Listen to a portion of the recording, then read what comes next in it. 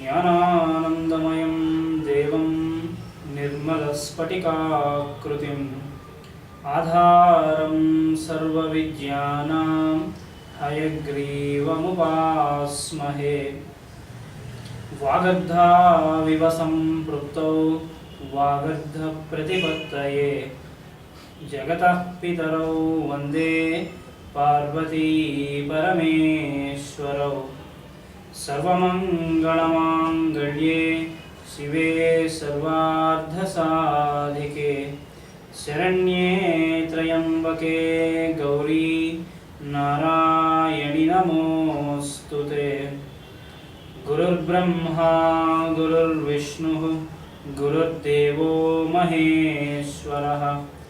గురుః సాక్షాత్ పరం బ్రహ్మ తస్మై శ్రీ గురవే నమః. శ్రీ గురుభ్యో నమః.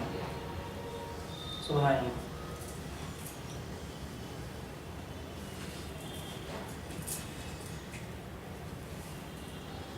అధ్యాత్మ జ్యోతిర్వేదం, స్పిరిచువల్ ఆస్ట్రాలజీ. ఈ స్పిరిచువల్ ఆస్ట్రాలజీ అనేటువంటి ఈ శాస్త్రంలోకి వెళ్తున్నటువంటి మనకి పరమగురు జగద్గురు మాస్టర్ విగ్రహాల కృష్ణమాచార్య గారు ఇచ్చినటువంటి పుస్తకాన్ని మనం ప్రామాణికంగా తీసుకుని ముందుకు వెళ్తున్నాం, చదువుతున్నాం. ఈ విషయంలో ఈ వెళ్తున్నటువంటి ప్రయాణంలో మనకి ముఖ్యంగా ఆయన ఇచ్చినటువంటి కొన్ని రిలవేషన్స్, కొన్ని సహాయకంగా ఉపయోగంగా ఉండేటువంటి కొన్ని పుస్తకాలు కూడా ఆయన మనకి చెప్పడం జరిగింది. ఇన్ఫ్యాక్ట్ ఆ పుస్తకాలన్నీ చదివిన తర్వాత స్పిరిచువల్ ఆస్ట్రాలజీ అనేటువంటిది చదివితే ఒకలాగా అర్థమవుతుందని, ఒక రకంగా అలా కాకుండా డైరెక్ట్గా స్పిరిచువల్ ఆస్ట్రాలజీయే కనుక డైరెక్ట్గా చదువుకుంటే అది వేరేగా అర్థమవుతుందని మనకి అక్కడ చాలా ఇంట్రడక్షన్లో చాలా క్లియర్గా ఇవ్వడం జరిగింది. But in his own way. ఆ మాట వెనకాతలు ఉన్నటువంటి అర్థం ఏమిటంటే, మనిషి అనేటువంటి వాడికి స్వతహాగా కొంత వివేకం, కొంత విజ్ఞానం అనేటువంటిది బై బర్త్ అంతా కొంత ఉంటుంది. దానికి మనకి కారణంగా మనం పూర్వజన్మ నుంచి మనం తెచ్చుకున్నటువంటి కర్మ అనేటువంటిది మనం ఒకటి చెప్పుకోవచ్చు. కిందటి వారం మనం ఆ కర్మ గురించే కొంతవరకు చూసుకున్నాం కదా. సో ఇటువంటి కర్మ అనేటువంటిది ఇద్దరు వ్యక్తుల మధ్యన, రెండు వ్యవస్థల మధ్యన, లేదా ఒక రెండు కుటుంబాల మధ్యన, ఇద్దరు వ్యక్తుల మధ్యన ఎలా పనిచేస్తున్నటువంటిది సాధారణంగా మనం కొంతవరకు కొన్ని ఎగ్జాంపుల్స్తో చెప్తున్నాం. ఒక మనిషి మీద ఒక మనిషికి ఎందుకు అభిమానం ఉంటుంది, ఎందుకు ఆ ప్రేమ ఉంటుంది, ఎందుకు గౌరవం ఉంటుంది, లేదా ఎందుకు ఆ పాపమో ద్వేషమో ఎందుకు ఉంటుంది అంటే, ఒక మనిషికి ఇంకో మనిషితో కనెక్ట్ అయ్యేటప్పుడు వాళ్ళ మధ్యలో ఉండేటువంటి ఆ డిఫరెన్సెస్ కానీ, ఆ బాంధవ్యం కానీ వెనకాతలో ఒక రీజన్ ఉంటుంది. ఆ రీజన్ వెనకాతలో ఇంకో పెద్ద రీజన్ ఉంటుంది. ఇలా మనం చెప్పుకుంటూ వెళితే మనం లాస్ట్ వీక్ చెప్పుకున్న ఎగ్జాంపుల్ లాగా ఎక్కడో ఒక తెలియనటువంటి ఒక కారణం దగ్గరికి మనం వచ్చి ఎండ్ అవుతాం. రాజుగారు 7 చేపల నుంచి మళ్ళీ పుట్టలో వేలు పెట్టడం వరకు. అంటే ఆన్సర్ వెతుక్కుంటూ వెళ్ళడం అనేటువంటిది ఎప్పుడైతే మొదలు పెడతామో అలాగా ఒకదాని విషయం ఒక దాంట్లోంచి ఇంకో దాంట్లోకి అలా ముందుకు వెళ్ళిపోతూ ఉంటాం. ప్రయాణం అనేటువంటి కొనసాగుతూ ఉంటుంది. ఇది ప్రతి 2 సంఘటనల మధ్యన జరిగేటువంటి ఒక విషయమే అలా ముందుకు వెళ్ళిపోతూనే ఉంటుంది. దీనికి మనం ఏ 2 వ్యక్తుల మధ్యన కానీ, ఒక 2 విషయాల మధ్యన కానీ సంబంధం అనేటువంటిది మనకు అలాగే డెరైవ్ చేసుకుంటూ మనం ముందుకు వెళ్తూ ఉంటాం. ఇటువంటి దానికి మనకి ఎంతవరకు ఇది పర్పస్ అవుతుంది, ఎంతవరకు మనకి ఇది హెల్ప్ అవుతుంది అనేటువంటిది చెప్పేటువంటిది, ఆన్సర్లో ఎంత స్ట్రెంత్ అనేటువంటి చెప్పేటువంటి ఒక శాస్త్రంగా మనకి జ్యోతిష శాస్త్రం కనిపిస్తుంది. ఎందుకో కనిపిస్తుంది అంటే, అప్పుడు కూడా ఒక టైం సైకిల్ ఉంది, ఇప్పుడు కూడా ఒక టైం సైకిల్ ఉంది. అప్పుడు ఉన్నటువంటి మనమే ఇప్పుడు ఇంకొక బాడీతో ఇప్పుడు ఇక్కడ వస్తూ ఉంటాం. ఈ విషయాలు అనేటువంటిది అలా ఫ్లో అవుతూ ఉంటాయి. దీన్ని మనం పిరియాడిసిటీ అండ్ టైం సైకిల్స్ అనేటువంటి పేరు మీద చదువుకుంటూ ఉంటాం. అయితే జ్యోతిష శాస్త్రంలో మనం చెప్పుకునేటువంటి చక్రం, రాశి చక్రము 12 భాగాలతో, ఒక భాగానికి 30 డిగ్రీలు ఉన్నటువంటి ఈ భాగంతో, లేదా ఒక భాగం అనుకుంటే ఇటువంటి 12 భాగాలు ఉంటాయి. ఈ 12 భాగాలతో కలిపినటువంటిది ఒక 360 డిగ్రీలు చెప్పుకుంటూ ఉండేటువంటి ఒక జ్యోతిష శాస్త్రంలో ఒక చక్రం ఉంటుంది, రాశి చక్రం. ఈ రాశి చక్రం ఎక్కడ ఉంటుంది అన్నారు? ద రింగ్ ఆఫ్ హొరైజన్ అన్న పేరుతో దీన్ని పిలిచారు. మనకి మహాసంకల్పంలో వెళ్తే చక్రవాళము అనేటువంటి పేరుతో కూడా దీన్ని మనకి తెలిసినట్టుగా మనకు ఉంటుంది. ఈ చక్రవాళం ఎక్కడ ఉంటుంది అంటే, భూమధ్య రేఖకి మీదన మన భూమి ఇలా సర్క్యులర్గా ఇలా రౌండ్గా ఉన్నప్పుడు ఇది భూమధ్య రేఖ అనుకుంటే, ఈ భూమధ్య రేఖ మీద చుట్టూ ఉండేటువంటి ఒక చక్రం ఉంటుంది. అది నక్షత్రాల గుంపుతో ఆకారంలో కట్టి ఉంటుంది. ఒక పాయింట్ నుంచి అబ్జర్వ్ చేస్తే ఏదో ఒక నక్షత్రంలో కనిపిస్తున్నదండి, పలానా కాన్స్టిలేషన్ అండి. కాన్స్టిలేషన్ ఒక నక్షత్రాల గుంపు. మన బిర్లా ప్లానెటోరియంకి వెళ్తే అక్కడ ఒక టైం మెషిన్ షో ఉంటుంది. అందులో వీటి గురించి ఇంకా బాగా చెప్తారు మనకి. అంటే ఏదో నార్త్ స్కైలో చూస్తే ఏదో కనిపిస్తుందండి, సౌత్ వెస్టర్న్ స్కైలో చూస్తే ఇంకేదో గుంపు కనిపిస్తుందండి, అది ఇంకేదో ఒక కృత్తికా నక్షత్రంలో ఆ కర్తెరలో అది కనిపిస్తుందండి పలానా అని చెప్తుంటారు. అంటే నక్షత్రాల తాలూకా గుంపు ఒక్కొక్క ఆకారంలో ఉంటుంది, అందుకని దానికి ఆ సింహం లియో కాన్స్టిలేషన్లో ఉంటుంది కాబట్టి అది లియో కాన్స్టిలేషన్ అని అంటారు. తర్వాత ఇది ఇంకేదో వృషభంలో కాన్స్టిలేషన్ ఉంటుంది కాబట్టి వృషభ కాన్స్టిలేషన్ అంటారు. రేపు రాబోయేటువంటిది మనకి అదే వస్తుంది. కృత్తికా నక్షత్రంలో చంద్రుడు సంచరిస్తుండగా వచ్చేటువంటి పౌర్ణమి కార్తీక పౌర్ణమి. మరో వారం రోజుల్లో కరెక్ట్గా ఇంకొక 1 వీక్లో మనకి కార్తీక పౌర్ణమి శుభ్రలు మొదలవుతాయి. ఈ కార్తీక పౌర్ణమి లేదా మనకి మార్గశిర పౌర్ణమి అనేటువంటిది ఎప్పుడు కూడా ఏమిటవుతుందంటే ఒక సైకిల్కి స్టార్టింగ్ అవుతుంది. ఒక సైకిల్కి స్టార్టింగ్ అని ఎప్పుడైతే మనం చెప్పుకుంటామో అంటే దాని ముందున్నటువంటి సైకిల్కి అంతం అయిపోయి ఇంకొక సైకిల్ స్టార్ట్ అవుతూ ఉంటుంది. ఈ అంతం అవ్వడం మళ్ళీ ఆరంభం అవ్వడం అనేటువంటిది ఎక్కడ ఉంటుందంటే ప్రతి పాయింట్లోనే ఉంటుందన్న. ఒక సర్కిల్కి స్టార్టింగ్ ఏదవుతుందో ఎండింగ్ కూడా మళ్ళీ తిరిగి అదే అవుతుంది. ఒక సర్కిల్ ఎక్కడ మొదలవుతుందో ఎండింగ్ కూడా మళ్ళీ అక్కడే మొదలవుతుంది. కాబట్టి దాని అర్థం ఏంటి, ఎక్కడ మొదలైందో అక్కడే తిరిగి అంతమవుతుంది. ఈ వచ్చేటువంటి ఈ పాయింట్ ఏదైతే ఉంటుందో అది ఎప్పుడు కూడా ఒకరికి రెస్పెక్టివ్గానే మనం చూస్తుంటాం. ఇంకొకరికి రెస్పెక్టివ్గా ఇక్కడ స్టార్ట్ అవ్వచ్చు, ఇంకొకరికి రెస్పెక్టివ్గా ఇక్కడ స్టార్ట్ అవ్వచ్చు, మరొకరికి రెస్పెక్టివ్గా ఇక్కడ స్టార్ట్ అవ్వచ్చు. కానీ పరిభ్రమణము, ఆ వెళ్ళేటువంటి విధానము, జరిగేటువంటి స్థితి, ఆ జరిగేటువంటి కార్యక్రమం, అందులో వెనకాల ఉండేటువంటి రహస్యం ఎప్పుడు కూడా ఒకటే అయి ఉంటుంది. ఆ ఒకటి ఏమిటంటే సృష్టి విధానం అన్నది. ఈ సృష్టి విధానం అనేటువంటిది ఒక్కొక్కళ్ళ పర్వ్యూలో ఒక్కొక్క రకంగా ఉంటుంది. ఒక్కొక్కళ్ళు ఎవరు చెప్పింది కరెక్ట్ అంటే అందరు చెప్పింది కరెక్టే అన్నారు. ఒక పర్టికులర్గా ఇది ఆరంభం ఇది అంతము అని చెప్పుకునేటువంటి దానికి ఎప్పుడు ఏది ఒక స్టాండర్డ్ బేస్ అనేటువంటిది లేదన్నారు. ఎందుకు లేదు అంటే పురాణాల్లోని వేదాల్లోని మనకి పెద్దవాళ్ళు ఇదివరకు చెప్పినటువంటిది ఏమిటంటే మనకి అశ్విని నక్షత్రంతో మొట్టమొదట రాశికరణం అనేది మొదలవుతుందంటారు. అంటే మేషరాశిలో 0 degrees అనగానే అక్కడ నుంచి 13 degrees 20 minutes అశ్విని నక్షత్రం ఉంటుంది అని చెప్పుకుంటాం మనం. అక్కడితో అవుతుంది. వేదంలో ఏమిటి చెప్తారు, కృత్తికా నక్షత్రంతో మొదలైనట్టుగా చెప్తారు. సో ఇక్కడే మనకి సుమారుగా వచ్చిన డిఫరెన్స్ వచ్చింది. ఈ డిఫరెన్స్ అలా క్యారీ ఫార్వర్డ్ అవుతూ ఉంటుంది. ఈ క్యారీ ఫార్వర్డ్ అయిన తర్వాత ఏమిటవుతుందంటే ఈ డివిజన్ అనేటువంటిది ఎప్పుడు కూడా ఏది కరెక్ట్ ఏది తప్పు అనేటువంటి ఒక జంజాటం ఉంటూనే ఉంటుంది. అది కలియుగం ఎలా చేసేంత వరకు కూడా అది కంటిన్యూ అవుతూనే ఉంటుందని గురుగారు మనకి ఫస్ట్ అని చెప్పారు. అయిన తర్వాత కానీ ఏదో ఒక బేసిక్ స్టాండర్డ్గా తీసుకుని ఉండాలి కాబట్టి దానికోసం ఎవరు చెప్పారు, March 21 అనేటువంటి డేట్ని వాళ్ళు ప్రామాణికంగా తీసుకున్నారు. ఆ రోజు నుంచి మేషరాశి సంక్రమణం జరుగుతుంది. అంటే సూర్యుడు మేషంలోకి ప్రవేశిస్తాడు కాబట్టి అక్కడి నుంచి జరిగేటువంటిదంతా కూడా అవుతుందండి. ఇంకొంతమంది అంటారు లేదండి April 14 అండి అంటారు. అంటే అక్కడికి 23 days తర్వాత ఎప్పుడు చెప్పుకుంటారు, ఒక పద్ధతి వాళ్ళు, రైట్. సో ఈ March 21 ఏంటంటే universally accepted the first day of a new year, first day of an year, that's what we call a new year కదా. అది వస్తుంది మనకి. అంటే ఒక సంవత్సరానికి ప్రారంభం అనేటువంటి మనం అక్కడ చెప్పుకుంటాం. ఈ సంవత్సరానికి ప్రారంభం అనేటువంటి దానికి ఏమిటి మళ్ళీ ప్రమాణం మేకట్లా అంటే ఎవరు చెప్పారు, day equals to night. April 14th day equals to night ఉండదన్నారు.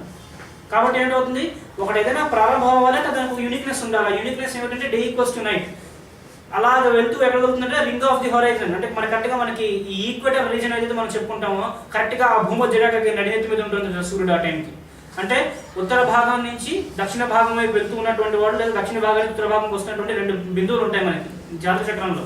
మన జ్యోతిష మనం వేసుకున్నటువంటి చక్రంలో ఒక చక్రంలో ఒక పాయింట్ ఇక్కడ ఉంటుంది, ఇంకొక పాయింట్ ఇక్కడ ఉంటుంది. దీని ఏమంటున్నారు, ఈక్వినాక్సెస్ అనేటువంటి పేరుతో మనం పిలుచుకుంటాం. విషవత్తులు అనేటువంటి పేరుతో మనకి పిలుస్తారు. Vernal equinox, autumnal equinox. ఈ రెండింటికి కూడా సమభాగంగా డివైడ్ చేస్తూ ఇక్కడ ఇంకొక 2 ఏవో ఉంటాయి. ఇలా చెప్పుకోండి సుమారు మనకు అర్థమయ్యడం కోసం. ఇక్కడ డే ఈక్వల్స్ టు నైట్, చాలా లాంగెస్ట్ డే ఉంటుంది. సారీ, ఇక్కడ లాంగెస్ట్ డే ఉంటుంది, ఇక్కడ లాంగెస్ట్ నైట్ ఉంటుంది. December 22 హిరణ్య దీర్ఘతమస్సుడు. అలాగే ఇక్కడ June 21 ఆ రోజు జరిగేటువంటి రాత్రి హిరణ్యస్తూపుడు అనేటువంటి ఒక ఋషి పేరుతో మనం చెప్పుకున్నాం కింద 12వ క్లాస్లో. అలాగే వీటిని కూడా ఇక్కడ March 21 September 24 అంటే వర్గో అనేటువంటి సైన్ లోంచి సూర్యుడు తరగ సంచలనం చలనం జరిగి లిబ్రాలోకి వచ్చినటువంటి ఆ డే. అలాగే మేషం నుంచి అయిపోయి ఒక ముందుకు వచ్చినటువంటి డే. ఈ డేస్ ఏవైతే ఉంటాయో ఇవి చాలా పవిత్రమై ఉంటాయి.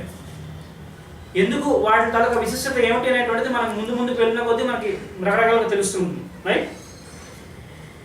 అర్థమైంది కదండి. ఇవి 4 అన్ని విధానాలు అన్నీ కూడా వస్తుంటాయి. ఇవైతే ఇక్కడ ఒక 1 వీక్, ఇక్కడ ఒక 1 వీక్, ఈ డేస్ ఏవైతే ఉంటాయో ఇవి చాలా ప్రాపర్గా అరేంజ్ అయి ఉంటాయి. ఆ డేస్ అనేవి కూడా చాలా పవిత్రమై ఉంటాయి. ఎందుకంటే ఉదాహరణ తీసుకోండి, వర్గోలో లాస్ట్ 3 degrees, వర్గోలో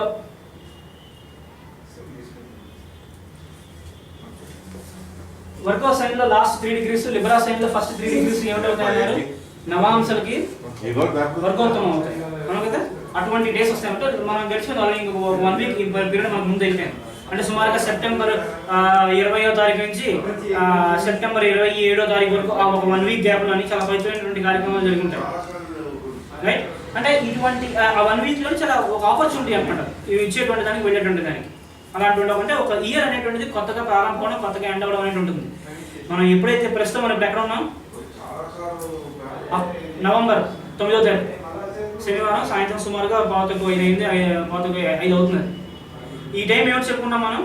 సూర్యుడు సాయన వృశ్చిక రాశిలో ఉన్నాడు. ఎన్ని డిగ్రీస్లో ఉన్నాడంటే 17 డిగ్రీలు అనుకుంటా, 17 డిగ్రీలో ఉన్నాడు ఈరోజు.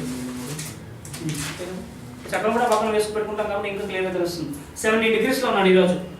సుమారుగా సాయంత్రం 4:30 ఆ టైం చేసుకుంటే 17 డిగ్రీస్లో ఉంటాడు. ఇప్పుడు మనకు జరుగుతున్నటువంటి లగ్నం ప్రమాణంగా మనం చెప్పుకోవచ్చు ఏమిటి? యారిస్. యారిస్ అనే కదా మనం మొదలు పెట్టుకున్నాం ఇప్పుడు. కాబట్టి యారిస్ లగ్నం అవుతుంది. యారిస్ లగ్నంలోనే ఉన్నాం మనం, అవును కదా రైట్. యారిస్ లగ్నంలో ఉన్నాం. ఇంకొన్ని గంటలు కొన్ని నిమిషాల్లో ఈ యారిస్ లగ్నం మారిపోతూ ఉంటుంది రైట్. సో ఈ మేష లగ్నంలో ప్రస్తుతం మనం ఉన్నాము. ఇప్పుడు ఉన్నటువంటిది సూర్యుడు ఎక్కడ ఉన్నాడు? మేషం నుంచి 1, 2, 3, 4, 5, 6, 7, 8, 9వ ఇల్లు అయినటువంటి స్కార్పియోలో ఇక్కడ సుమారుగా 17 డిగ్రీల్లో ఉన్నాడు రైట్. జ్యోతిష శాస్త్రంలో 8వ ఇంటిని ఏమని చెప్తారు? రంధ్రము, మృత్యువు అనేటువంటి పేరుతో పిలుస్తారంటే the place where we completely lose our self. మనల్ని మనం అనేటువంటిది మర్చిపోయి వెళ్ళేటువంటి స్థితి ఏదో ఉంటుందో మృత్యులో ఉండదన్నారు, ఆ మృత్యులో అలా ఉంటుందన్నారు. లేదా ఇక్కడ ఏమని చెప్పారు? మూన్ అనేటువంటిది నీచపడుతున్నారు, అంటే మైండ్ అనేటువంటిది నీచ స్టేట్కి వెళ్ళిపోతున్నారు, అంటే అట్ట ఎక్స్ట్రీమ్ స్లంబరెన్స్లోకి వెళ్ళిపోతుంది. అంటే మనం మర్చిపోయినటువంటి స్టేట్ ఏదైతే ఉంటుందో, నెగిటివ్ అయితే ఏదో ఎడిక్షన్స్కి వెళ్ళిపోవడం ఉంటుంది, పాజిటివ్ అయితే తన్మయత్వం ఉంటుంది. ఒక అద్భుతమైనటువంటి విన్యాసం చూస్తున్నాం, ఒక అద్భుతమైనటువంటి కచేరీ వింటున్నాం, మనల్ని మనం గుర్తున్నాం, అప్పుడు మనం we are nowhere existing over there. అలాగా మనం ఒక ట్రాన్స్లోకి తీసుకెళ్ళిపోయి ఎక్కడో ఇంకేదో లోకంలో మనం తీసుకెళ్ళిపోతారు. అలా తీసుకెళ్ళిపోయినటువంటి ఒక విద్య ఉంటుంది రైట్. ఆ విద్యకి ఆ ఉండేటువంటి స్టేట్ని ఏమంటున్నారు? తన్మయత్వం అనేటువంటి పేరుతో పిలిచారు. ఈ తన్మయత్వాన్ని ఎక్స్ట్రీమ్గా తీసుకొచ్చి కిందకి ఇచ్చినటువంటి వాడిని శ్రీకృష్ణుడు అనేటువంటి పేరుతో మనకి మాస్టర్ గారు చాలా అద్భుతంగా వివరించారు. ఆయన రాసినటువంటి మన పురాణ పురుషుడు, మంత్రజాలం ఇటువంటి పుస్తకాలు చదివితే ఆ నెప్ట్యూన్ తాలూకా ఇన్ఫ్లుయెన్స్ ఎంత వాడారు అనేటువంటిది మనకు తెలిసిపోతుంది. That is called Neptune right. ఇంద్రుడు దీంతో మనం చెప్పుకోవచ్చు రైట్. అయిన తర్వాత ఈ తన్మయత్వంలోకి తీసుకెళ్ళిపోయినప్పుడు ఏం చేస్తారంటే తాను మనగా అయిపోతాడు. జీసస్ క్రైస్ట్ కూడా మనకి ఇదే మాట చెప్తున్నట్టు మనకు కనిపిస్తుంది. Abide in me as I abide in you. నేను నీలో ఎలా ఉన్నానో నువ్వు నాలో అలా ఉండు అని. అంటే ఏకత్వం అనేటువంటిది ఎక్కడైతే వస్తుందో అటువంటి దానికి సింబాలిజంగా చెప్తారు. రాసలీల, కృష్ణుడు చేసినటువంటి రాసలీల అనేటువంటి దానికి అర్థం ఇలా ఉంటుంది. అంటే ప్రతి వాడి ఇంట్లోకి వెళ్ళిపోయాడని కాదు, ప్రతి వాళ్ళలోని కూడా ఆ ఇంట్లో ఉండేటువంటి వాళ్ళ అంతర్గతంగా చైతన్యం, అంతర్గతం కూడా కృష్ణత్వం అనేటువంటిది నిండిపోయింది. ప్రతి వాళ్ళలో కూడా వాళ్ళందరూ కృష్ణుడు తప్ప ఇక్కడ ఇంకెవరు లేకపోయారు ఆ ఊళ్ళోని. అందరూ కూడా చాలా సరదాగా ఉన్నటువంటి టైం అనమాట. అంటే కనిపించే ప్రతి వాళ్ళని కృష్ణుడు తప్ప ఇంకెవరు కనబడలేదు వాళ్ళకి. అంటే కృష్ణ చైతన్యము లేదా కృష్ణతత్వం అనేటువంటిది అంతగా నిండిపోయింది అక్కడ. అంటే కనిపించే ప్రతి వాళ్ళని కూడా కృష్ణుడే కనిపించే మొదలెట్టాడు. ఇంట్లో ఉన్నటువంటి వాళ్ళలో కృష్ణుడు, ఆ పిల్లల్లో కృష్ణుడు, ఆ హస్బెండ్లో కృష్ణుడు, ఆ భార్యలో కృష్ణుడు, అందరిలోని కూడా కృష్ణుడే. అంటే తాను అందరి యందు ఎలాగైతే ఉన్నాడో అందరూ కూడా తాని యందు అలాగే ఉన్నారు. కాబట్టి ఆ జరిగినటువంటి దాన్ని ఏమంటున్నారంటే అలాగ అందరూ అంత అద్భుతంగా ఉన్నటువంటి టైం అది. అక్కడ ఏమిటైందంటే మైండ్ అనేటువంటి ఎగ్జిస్ట్ అవ్వలేదు, కృష్ణుడు తప్ప ఇక్కడ ఇంకే వెళ్ళినటువంటి లోకం అది. అందరూ కూడా కృష్ణుడే, అందరిలోని కృష్ణుడే. అటువంటి తత్వాన్ని ఇచ్చేటువంటిది మళ్ళీ నెప్ట్యూన్ అనేటువంటి గ్రహం అటువంటి తన్మయత్వాన్ని ఇస్తుంది. పాజిటివ్గా అయితే అపరిమితమైనటువంటి భక్తిని ఇస్తుంది, తన్మయత్వాన్ని ఇస్తుంది. ఒక దీక్షని, ఒక మంత్రాన్ని చాలా సిన్సియర్గా చేసి దాని వాటిలో వచ్చేటువంటి రిజల్ట్ని ఇస్తుంది. నెగిటివ్గా అయితే ఎడిక్షన్స్కి వెళ్ళిపోతుంది.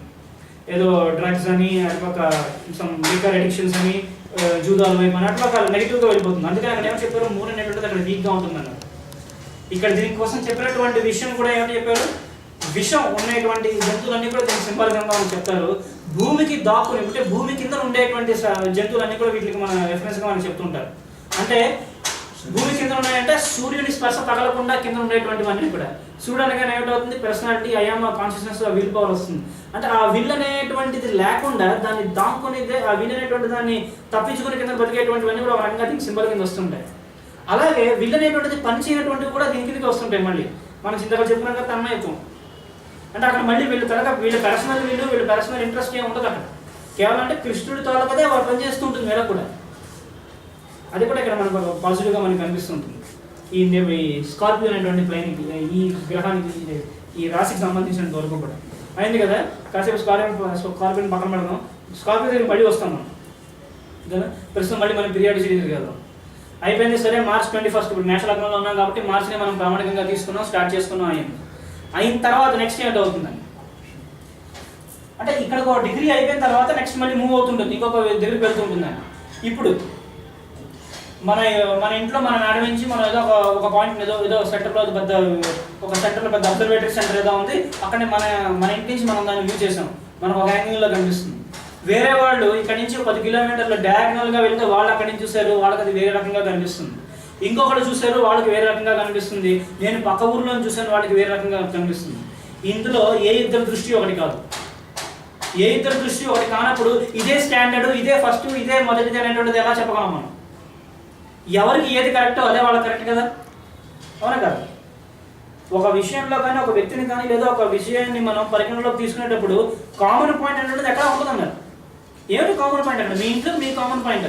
మీరు ఇక్కడ నిలుస్తున్నారు కాబట్టి కనిపించే ప్రతిదీ మీకు రెస్పెక్ట్గానే మీరు చూస్తారు. మీ వెనకాల ఉండేటువంటి వాడికి మీకు దూరం పెరుగుతుందా పెరుగుతుందా? పెరుగుతుంది. మీకు మీద ఉండేటువంటి చూసేటప్పుడు వాడికి దానికి దృష్టి మారుతుంది. అంటే చూసేటువంటి దృష్టిలోనే యాంగిల్ అనేటువంటి మారుతుంది కదా. అప్పుడు దీని స్టాండర్డ్ ఇది కాదు అనేటువంటి దానికి అర్థం లేదు మళ్ళీ. సో ఈ విషయం ఏమన్నారు, మళ్ళీ కలియుగం ఎలా చేయాలన్నారు క్యాల్కులేషన్ జరుగుతుంది.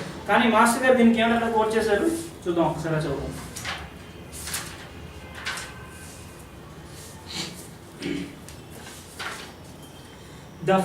This forms a symbol to ascertain the actual variation of the rate of precession of equinox. ఈ precession of equinox అనేటువంటి దాని గురించి మనం తర్వాత చూస్తాం. అంటే మహా సంవత్సరం అనేటువంటి దాని తర్వాత క్యాలిక్యులేషన్ మీద డిపెండ్ అయి ఉంటుంది. The vernal equinox sweeps backwards in its precession. ఇక్కడ ఉన్నటువంటి పాయింట్ ఇలా బ్యాక్ వెళ్తూ ఉంటుంది. 72 సంవత్సరాల 6 నెలలకు ఒక డిగ్రీ కదులుతుంటుంది. అది ఇలాగ మొత్తం తిరిగి 360 డిగ్రీలు ఫినిష్ చేయడానికి ఎంత కాలం పడుతుందో ఆ కాలాన్ని గ్రేట్ ఇయర్, మహా సంవత్సరం అనేటువంటి పేరుతో పిలుస్తారు. అది దాని తర్వాత మామూలు మీనింగ్ అండ్ డెఫినేషన్. ఇప్పుడు దీని తర్వాత అంటే యారిస్ అనేటువంటి దాన్ని ప్రామాణికంగా తీసుకుని చేసినటువంటి వాక్యం కూడా మనం చూసుకుందాం. As it goes around 360 degrees, this period is called the great year, which forms the basis of all calculations of the ancient scriptures of the world. The various temples of the world religions have their great architecture arranged according to the plan of the great year. The pyramid and the detail of its construction are wonderfully in tune with this plan. Ee plan adharanga not only the shape and measurement but also in the location on this earth globe. ఇక్కడ master గారు ఇచ్చినటువంటి మంచి చమత్కారమైన విషయం ఒకటి ఉంటుంది. The effects that are produced by this precision on this earth are marked as 12 signs and their 12 symbols around the equator. Right, around the equator. Next question. The equator is not a man-made division for the convenience of the study of world map. ఏదో మన గ్లోబ్ని చూసి world map కోసం northern hemisphere అండి, southern hemisphere అని పెట్టుకోవడం కోసం పెట్టినటువంటి విషయం కాదు. దీని అంతా సిగ్నిఫికెన్స్ ఉన్నదని. The equator is not a man-made division for the convenience of the study of the world map, but it is a belt which forms the center of all magnetic, electrical, vital, mental, buddhic, etheric and astral currents, responsible for the existence of the material earth floating in poise upon the ocean of unseen currents. మన ప్రపంచం ఎక్కడ hang అయి ఉంటుందన్నారు? Unseen currents ఎక్కడుందో కూడా the land of nowhere, అక్కడ exist అవుతాం మనం. మన భూమికి ఒక ఎక్కడ ఉండేటువంటి అనేటువంటి దానికి ఒక కారణం ఉంటుంది కనుక అట్లా మహాసంకల్పంలో నెక్స్ట్ మనం అదే చూస్తాం. ఇప్పుడు అయిన తర్వాత దాన్ని ఏమిటి చెప్పారు? The equator is not a man made division for the convenience of a study of a world map, but it is a belt that forms the centre of what? Of all magnetic, electrical, vital, mental, బుద్ధిక్, etheric and astral currents. అంటే ప్రపంచంలో ఉండేటువంటి అన్ని విషయాల్లోని, అన్ని స్వభావాలతోని, అన్ని తాలూకా వేరియేషన్స్తోని ఉన్నటువంటిది ఏదైతే ఉంటుందో దాని తాలూకా ఇది సెంటర్ అయి ఉంటుందన్నారు. Responsible for the existence of, and it is the responsible for the existence of material earth, right? Material earth floating in poise అంటే ఉన్నట్టే ఉంటుంది కానీ అలా కదులుతూ ఉంటుంది అన్నారు. అలా కదులుతూ ఉంటుంది. Floating in poise upon the ocean upon the ocean of unseen currents, పాల సముద్రము. ఒక రకంగా మనం దీనికి సుమారుగా మన అర్థం చెప్పుకోవచ్చు, right? Ocean of the unseen currents. ఆ అన్సీన్ కరెంట్స్ ఏమిటి అనేటువంటిది, అసలు ఈ ఎగ్జిస్టెన్స్లో అన్సీన్ కరెంట్స్ అనేటువంటిది ఎక్కడ వస్తుంది, రైట్? ఈ అన్సీన్ కరెంట్స్ అయిపోయిన తర్వాత అసలు అన్సీన్ కరెంట్స్ అంటే ఏమిటి, అసలు మనం మనం ఎక్కడ నిల్చున్నాం అనేటువంటి దానికి ఒక కారణం ఉంటుంది ముందు. Where we are exactly standing in this world or in this eternal globe of space or in this మనం అనుకున్నట్టు కదా ల్యాండ్ ఆఫ్ నోవేర్. ఓకే, ఎక్కడ అనేటువంటిది ఇప్పుడు మనం చూసుకుంటాం దాన్ని, రైట్? కళ్యాణ సంస్కృతి మాస్టర్ శ్రీ కృష్ణాచార్య గారు రాసినటువంటి పుస్తకం, అందులో మహాసంకల్పం చదువుతున్నాను, రైట్? అంటే ఒక వివాహంలో చేసేటప్పుడు ఏమిటి కార్యక్రమాలు అనేటువంటి దాంట్లో కూడా అంటే కన్యావరం, సమావర్తం ఇలా కూడా ఉంటాయి. సో అందులో మహాసంకల్పం అనేటువంటి దాని కోసం ఇచ్చినటువంటి అనమాట. అంతము లేని శక్తి గల భగవానుడు మహాపురుషుడు శ్రీమద్ ఆది నారాయణుడి యొక్క ఊహింపరాని, పరిమితి చెప్పరాని, శక్తిచే భరింపబడుతున్న కాలము దేశము అనబడు మహాజలరాశి నడుమ పరిభ్రమించుచున్న అనేక కోట్ల బ్రహ్మాండముల యందు ఒకదానిలో, రైట్? దీనికి మంత్రం ఏమిటంటే మనం మొదట చెప్పుకునేటువంటి మంత్రం ఏంటి? అధ అనంత వీర్యస్య భగవతో శ్రీ మహాపురుషస్య శ్రీమద్ ఆదినారాయణస్య అచింత్యా పరిమిత శక్త్యాభిమానస్య మహాజలోకస్య మధ్యే, అంటే మహాజలరాశి యందు పరిభ్రమించుచున్న అనేక కోటి బ్రహ్మాండానాం, అనేక కోట్ల బ్రహ్మాండాలలో ఏకతమే ఒక దాంట్లో వ్యక్తావ్యక్త మహదహంకార పృథివ్యాపస్తేజో వాయురాకాశాద్వరుణై ఆవృతే. పృథివీ, ఆపస్, తేజో, వాయు, ఆకాశం అనేటువంటి ఈ పంచభూతములతో అంటే the 5 states of existence of matter ఏవైతే ఉంటాయో వీటితో నిండబడినటువంటిది వ్యక్తావ్యక్త మహదహంకార. వ్యక్తము అంటే మేనిఫెస్టెడ్, అవ్యక్తము అంటే అన్మానిఫెస్టెడ్. అంటే మేనిఫెస్ట్ అయ్యి అన్మానిఫెస్ట్లో స్టేట్లో కూడా ఉండేటువంటి మహదహంకారము.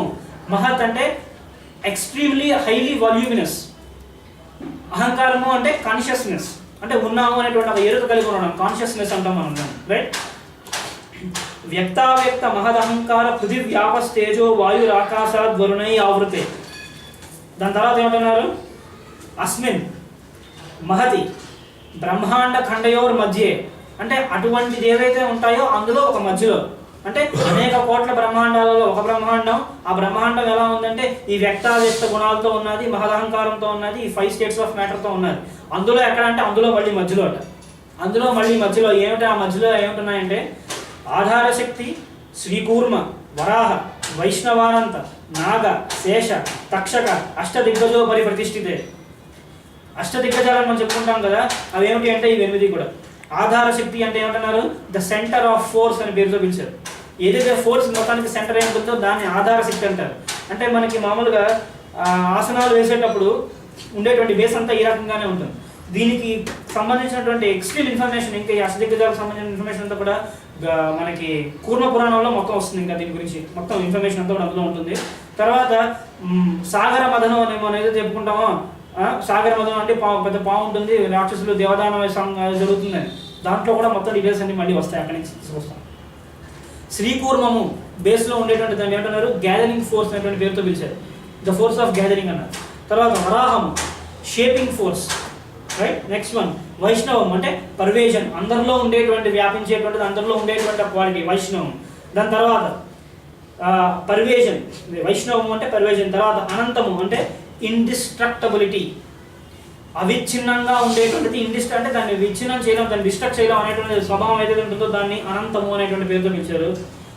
అనంత శయనుడు అంటే బహుశా ఇలాంటి అర్థం వస్తుంది అన్నమాట, కదా. తర్వాత నాగము అంటే మాస్టర్ గారి మంచి చమత్కారమైన డెఫినేషన్ ఏంటంటే ఇక్కడ పాయిజ్ ఇన్ మూమెంట్ అన్నారు.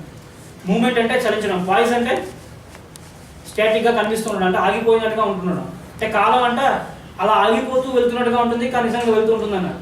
అంటే అలా స్టాటిక్గా అలా 1 నిమిషం ఆగిపోయినట్టుగా కనిపిస్తుంది.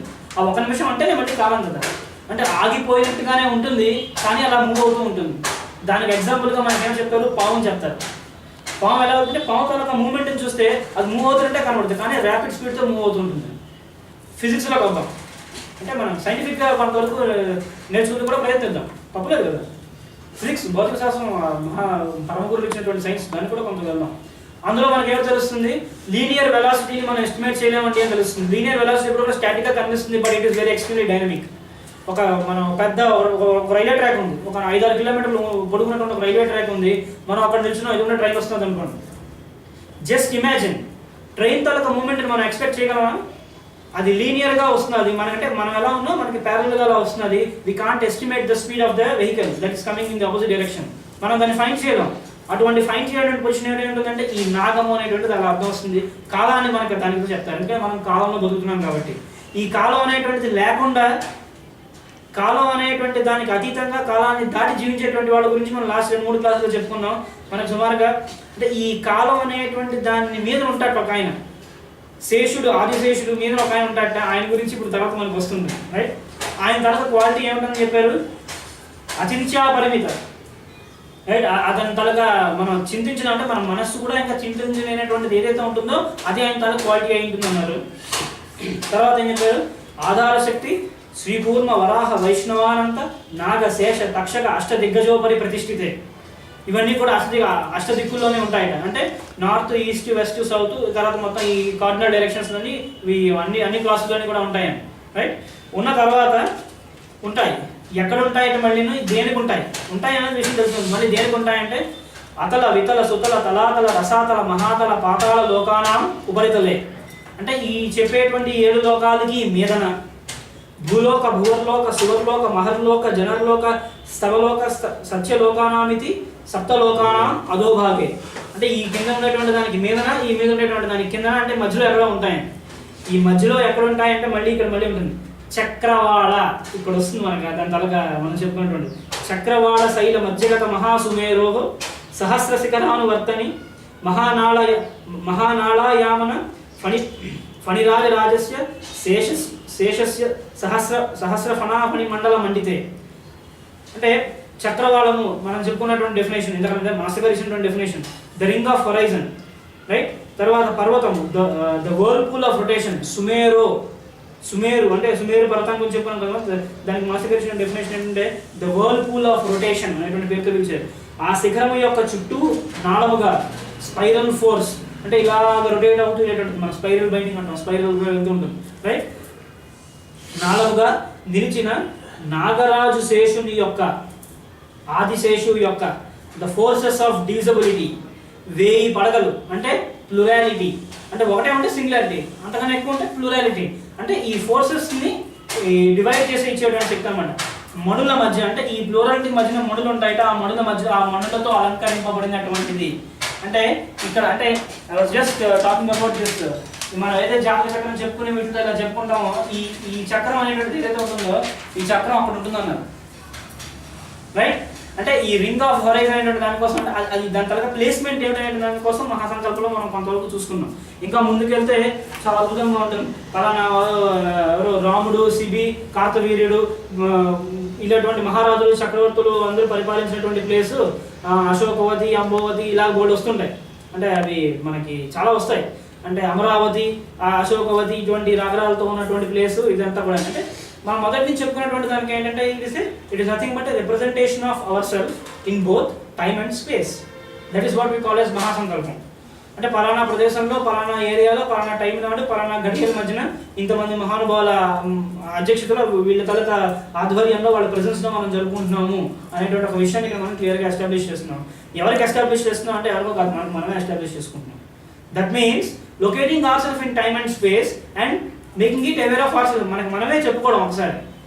ఈ చెప్పుకోవడం మనమే చెప్పుకుంటూ ఉంటాం. ఎన్నిసార్లు చెప్పుకుంటాం అంటే మర్చిపోయిన ప్రతిసారి చెప్పుకుంటూ ఉంటాం. చెప్పుకుంటూ ఉంటాం. ఎప్పుడు మర్చిపోతాం అంటే ఈ స్కార్పియోలో మైండ్ వచ్చినప్పుడు మర్చిపోతాం ఉన్నారు, రైట్? మైండ్ అనేటువంటిది ఈ నీటిలో పడిపోయినప్పుడు మర్చిపోతాం అన్నారు. దాన్ని మర్చిపోయిన విషయం అంటే సమాంతరంగా అంతవరకు ఉంటాం సార్ లిబరల్లో అంతవరకు మనం కామన్గా బేస్గా ఉంటాము. వచ్చిన తర్వాత ఏమంటారు, స్కార్పియోకి వెళ్ళిన తర్వాత బరువు ఒక పక్క పడిపోతుంది, మన మైండ్ వీక్ అయిపోయి మన ఇంట్లో పడిపోతుంటాం. ఈ పడిపోయిన తర్వాత ఇందులోంచి మళ్ళీ మనకి గురువు అనేటువంటి వాడు మన దాన్ని పొద్దు నుంచి పైకి తీసుకొస్తూ ఉంటాడు. తీసుకెళ్ళి ఎవరు చేస్తాడట, ఇక్కడ రాజ్యాన్ని ఇస్తాడు మనకి 10th హౌస్లో. రాజ్యం వచ్చిన తర్వాత లాభాన్ని చేకూరుస్తాడు. లాభాన్ని చేకూర్చిన తర్వాత ముక్తి ప్రదానం చేస్తాడు. చేసిన తర్వాత అక్కడితో ఒక సైకిల్ అయిపోతుంది, మళ్ళీ నెక్స్ట్ సైకిల్ మొదలవుతుంది, రైట్?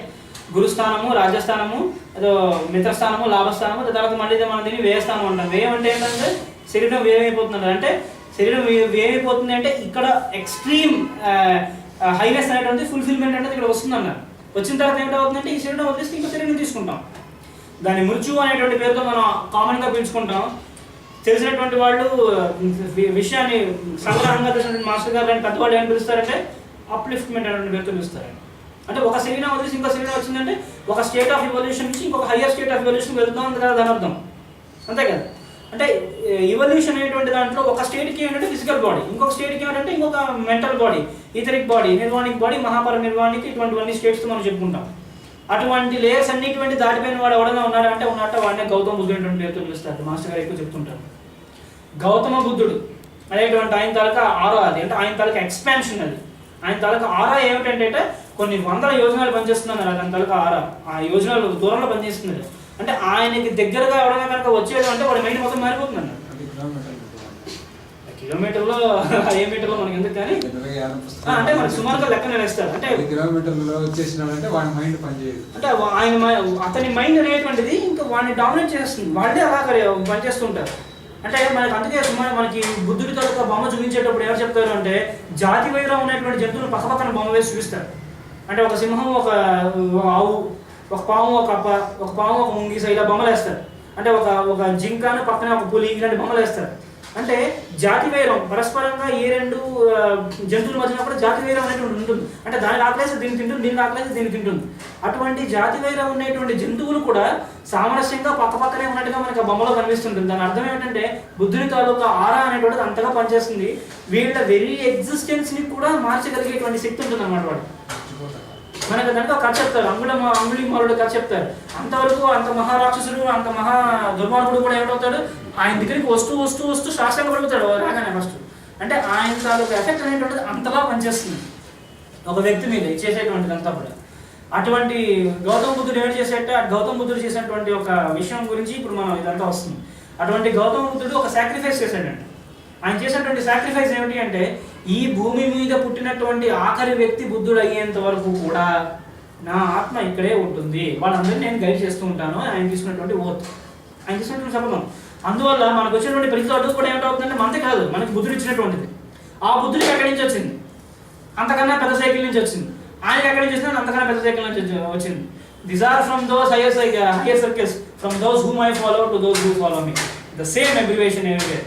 ఎక్కడికైనా రండి స్పిరిచువల్ ఆస్ట్రాలజీలో ఇది రెచ్చకుండా వెళ్ళడానికి కూడా అవకాశం ఉండదు. ఎందుకంటే అదే తప్ప ఇంకోటి లేదు. అందుకని గురుగారు ఇంట్రడక్షన్ అనే ఇచ్చారు ఫస్ట్ నన్ను. These are from those higher circles, from those whom I follow to those who follow me. నేను ఎక్కడి నుంచి తీసుకున్నాను అక్కడి నుంచి నేను మీకు ఇస్తున్నాను, మీ కింద వాళ్ళకి ఇవ్వండి, మీ కింద వాళ్ళకి మీరు ఇంకా అలా ముందుకు వెళ్ళండి. అంటే ఈ విద్య అనేటువంటిది ఎప్పుడు కూడా ఆగిపోదు, ఇది అనంతము, అనంతమైనటువంటి విద్య, అవిచ్ఛిన్నంగా సాగేటువంటి విద్య అనేటువంటి దానికి ఒక మనకి తిరిగి మనం ఎస్టాబ్లిష్ చేస్తున్నాం. అయితే ఈ విద్య ఏమిటి,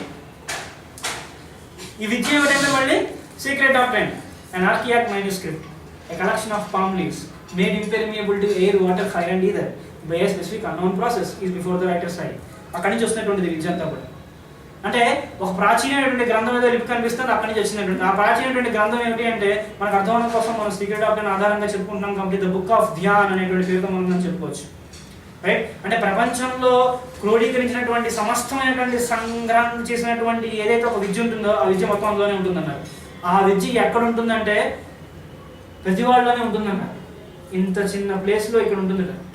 నివార సుఖవర్తన్ మీ పీతావాస శ్లోకం అదే కదా, తప్పు చెప్తే క్షమించండి, కానీ విషయం అది.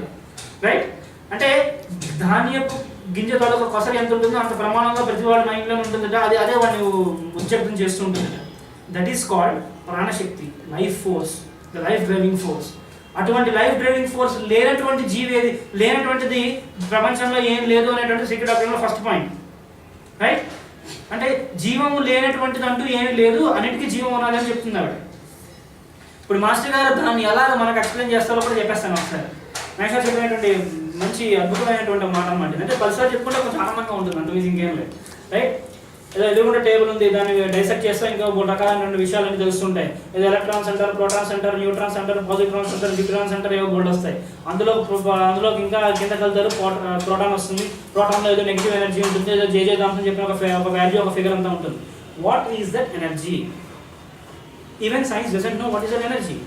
That is termed as a negative energy with some sort of force. Like atomic weight antaru, atomic mass antaru, inkoncham medakelte atoms కి కెమికల్స్ కూడా disintegration values, half life period ఇలా బోర్డు చెప్తాం మనం, అన్ని రకాలుగా చెప్పుకుంటాం.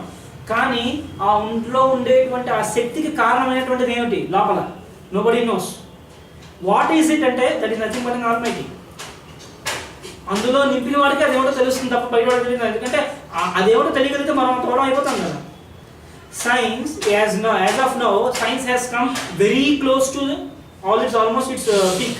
ఇంకా క్లోజ్గా వచ్చింది, ఇంకా అందుకోలేదు దాన్ని. అందుకున్నప్పుడు ఏమిటవుతుందంటే మొత్తం అంతా సృష్టి అయిపోతుంది, అంతా కూడా అద్భుతమైనటువంటి విషయం తెలిసిపోతుంది. సో ఈ బ్లాక్ హోల్స్లోని ఈ బిగ్ బ్యాంగ్ గురించి మనకేం తెలియకపోతున్నది అంటే మనం ఆశ్చర్యపడాల్సింది ఏం లేదు. అంటే still we have yet to go back. ఇంకా మనకి చాలా తెలియాల్సింది, ఇంకా చాలా బోల్డ్ ఉంది. మ్యాటర్ ఎట్లా వస్తుంది అనేది మాత్రమే కనుక్కున్నారు అంతే. The very existence of matter అనేది మనకి విజిబుల్ అయి కనిపిస్తుంది కాబట్టి మనం కొంతవరకు చెప్పుకోగలిగాం. అది దాటిన తర్వాత ఏమిటి అచింత్య పరిమితం, ఇక ఇవన్నీ వస్తాయి మళ్ళీ అక్కడి నుంచి కూడా. మహాజలోగస్య మధ్య, అదే వీటికి అన్నిటికీ ఉత్తరంలో వాటి అన్నిటికీ కిందన ఇటువంటివన్నీ మనం చెప్పుకోవాల్సి వస్తుంది, ఇంకోటి ఉండదు అక్కడ. అందుకని దాన్ని ఏమంటున్నారంటే, అంటే మామూలుగా మనకి వేదంలో కూడా ఒక వాదన అనేటువంటిది ఒకటి ఉందండి, ఒక వాదన ఉంది. ఆ వాదన ఏమిటంటారంటే నేతి వాదము అంటారు. నేతి అంటే నా ఇతి అని, అంటే ఇది కాదు ఇది కాదు ఇది కాదు ఇది కాదు అని చెప్పడం అనమాట. భగవంతుడు ఎవరు అంటే భగవంతుడు ఒక ఆకారం కాదు, భగవంతుడు ఒక వెలుగు కాదు, భగవంతుడు ఒక స్వరూపం కాదు, భగవంతుడు ఒక విషయం మాత్రమే కాదు, భగవంతుడు ఒక లైట్ కాదు, ఇలా చెప్తారన్నమాట. అంటే ఇవన్నీ కూడా లేదు అనే చెప్తారు తప్ప ఇది ఉన్నది అని ఎప్పుడు చెప్పలేదు. ఎందుకంటే భగవంతుడి గురించి వాళ్ళకే తెలియదు. అక్కడ భగవంతుడు ఒక ఆకారం కాదు అంటారు, భగవంతుడు ఏదో ఇంకేదో ఒక మూర్తి మాత్రం కాదు, భగవంతుడు ఇక్కడే ఉండిపోయి అక్కడ ఉండిపోయాను. అందుకని ఏం చెప్తారు మళ్ళీ మన ప్రహ్లాదు శ్లోకం వస్తుంది. ఇందు కావడం లేని సందేహం వలదు, శక్తి సర్వోపగతుండు. నువ్వు చూస్తే నువ్వు ఎక్కడ వస్తే అక్కడ కనిపిస్తాడు అంతే. ఎంతెంత వెతుకు చూసినా అందరం చేయగలడు, రైట్? సో ఇక్కడ ఉంటాడు, ఇక్కడ ఉండడం అనేది చెప్పడానికి ఏం లేదన్నారు. నువ్వు ఎక్కడ చూస్తే అక్కడ ఉంటాడన్న. నిజంగా ఉంటాడా, బయటకు వస్తాడంటే వచ్చాడు కదా, వచ్చి సంహారం జరిగింది, రాక్షస సంహారం జరిగింది. తర్వాత ఇతన్ని పట్టాభిషేకం చేస్తాడు, ఇతన్ని తీసుకెళ్ళి ఇంకెక్కడో కూర్చోబెట్టాడు. ఇలా అన్నీ జరిగాయి కదా. అంటే ఇతన్ని మనకి చెప్పేటువంటి ఈ కథలో వీళ్ళందరినీ కూడా ఏమంటారంటే పరమభావతులు అని పేరుతో పిలుస్తారు. ప్రహ్లాదుడు, నారదుడు, పరాశరుడు వీళ్ళందరూ కూడా అంటే పరమభావతులు అంటారు. ప్రహ్లాద, నారద, పరాశర, పుండరీక, వ్యాస, అంబరీష, సుఖ, సౌనక, భీష్మరాభ్యాం, రుక్మాంగద, అర్జున, వశిష్ఠ, విభీషణాది పుణ్యాయవాన పరమభాగవతాన్ని స్మరాలని ఒక శ్లోకం ఉంటుంది. చిన్నప్పుడు మాకు స్కూల్లో చెప్పించేవాళ్ళు. ఎవ్రీడే మార్నింగ్ స్కూల్ స్టార్ట్ అయ్యేటప్పుడు ఫస్ట్ శ్లోకం అనమాట. అంటే ఇటువంటి పరమభాగవతులందరినీ కూడా స్మరించడం అనేది ఎవ్రీడే ఒక కార్యక్రమం. మామూలుగా కూడా ఇంట్లో సాంప్రదాయబద్ధమైనటువంటి ఇళ్లలో ఇప్పుడు బుద్ధులు వేసినట్టు చేసేటువంటి పని అదే. అంటే మంచం మీద కూర్చుని వెంటనే కాళ్ళకు దిగ ముందు ఎలాగైతే మనం భూదేవికి నమస్కారం చేస్తామో, లేదంటే ఒక చేసి చూసుకుంటారు కదా, కరాగ్రే వసే లక్ష్మి, కరమధ్య సరస్వతి, కరమూల సీత గౌరి, ప్రభాతే కరదర్శనం. అంటే మన ఫేట్ అనేటువంటిది ఇక్కడే ఉంటుందన్నారు. పామ్ లీవ్స్ అంటే ఇవే. సీక్రెట్ డాక్టర్ చెప్పిన palm, this called palm, right? So ఇవి ఉండేటువంటివి ఏంటంటే ఇవి లీవ్స్, ఇవన్నీ కూడా. ఈ లీవ్స్ అన్నిటికీ పేర్లు పెట్టగలిగారు కానీ దీనికి పేరు పెట్టలేకపోయారు. అందుకే ఈ పేరు ఏమంటున్నారు అనామిక అని పేరుతో పిలిచారు. అంటే దీనికి నేమ్ లేదు, దీనికి పేరు లేదు. అందుకే దీని అనామిక అభ్యానమ అనామిక అంటారు దీన్ని. అంటే దీనికి పేరు లేదు, మీకు అన్ని పేర్లు ఉన్నాయి ఏమని, రైట్? అంటే అనామిక పేరు లేనటువంటిది కూడా ఒక పేరు అనమాట. ఇవన్నీ కూడా ఏంటంటే మనం చెప్పుకున్నట్టుగా ఒక అడ్జెక్టివ్స్ ఫార్మ్స్ ఇవన్నీ కూడా. సో ఈ పామ్ లీవ్స్తో కట్టబడినటువంటిది ఒకటి ఉంటుంది లోపల, అంటే ఇది కాదు, ఈ లోపల అది దానికి ఏమంటున్నారు పావకామదహంతి. అది ఏం చేయలేము, దాని అలా ఎగిసే ఉంటుంది అన్నారు. But takes from one form to another form.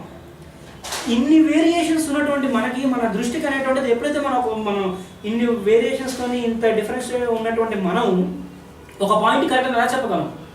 We are not even right. అంటే మనమే మన ఎగ్జిస్టెన్స్ అనేటువంటిదే కరెక్ట్ కాదు, మన ఎగ్జిస్టెన్స్ అనేటువంటిదే స్టాటిక్ కాదు అనుకున్నప్పుడు ఇంకేదో ఒక పాయింట్ గురించి మనం ఎలా డిఫైన్ చేయగలుగుతాం అనేటువంటిది ఒక విషయం తెలుస్తుంది. కానీ అది నువ్వు చూస్తున్నావు కాబట్టి నీకు అది correct.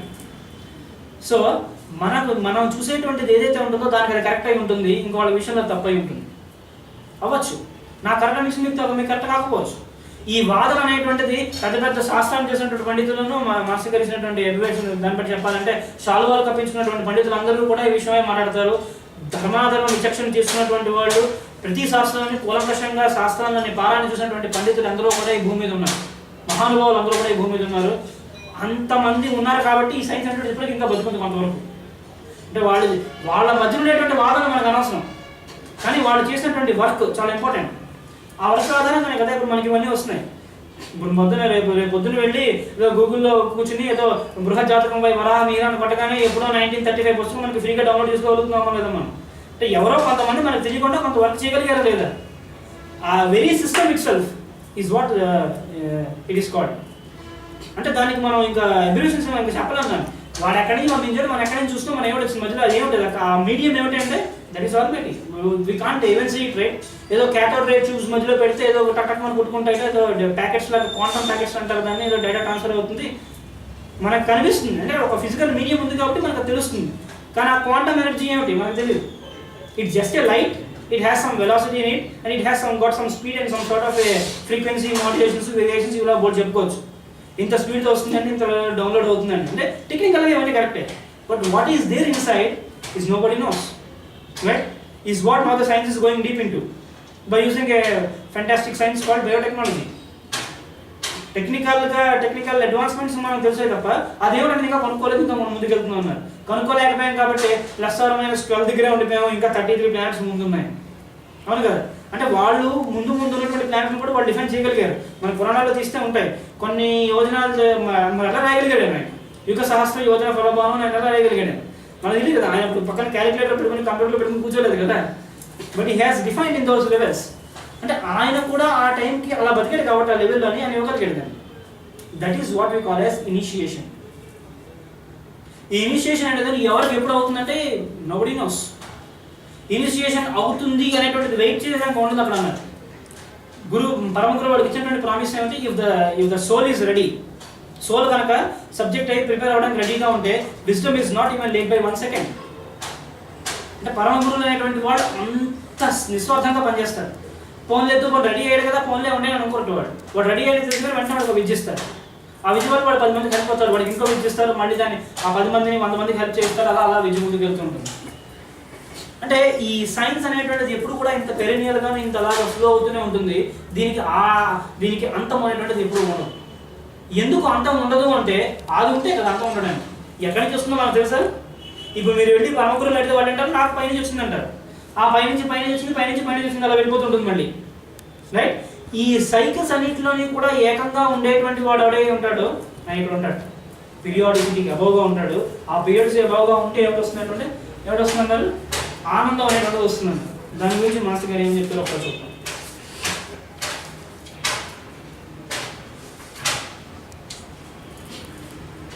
Is there no first point in its absolute sense? Is there no first point in its absolute sense? This question forever lingers in the mind of every truth seeker. అంటే సత్యాన్వేషణ కోసం వెళ్ళేటువంటి ప్రతి వాడికి కూడా నిజంగా ఒక ఆది అంటూ ఒక స్టార్టింగ్ అంటూ లేదా అనే క్వశ్చన్ ఎప్పుడు వస్తుందన్న తర్వాత is there no real beginning in its absolute sense to this creation? This forms the answer. చెప్పబోయేటువంటి ఆన్సర్ వస్తుంది ఏమిటంటే is there no beginning to the circumference of a circle? Circumference of a సర్కిల్కి నిజంగా base లేదా అంటే ఎక్కడ దగ్గర ఉంటుంది కదా.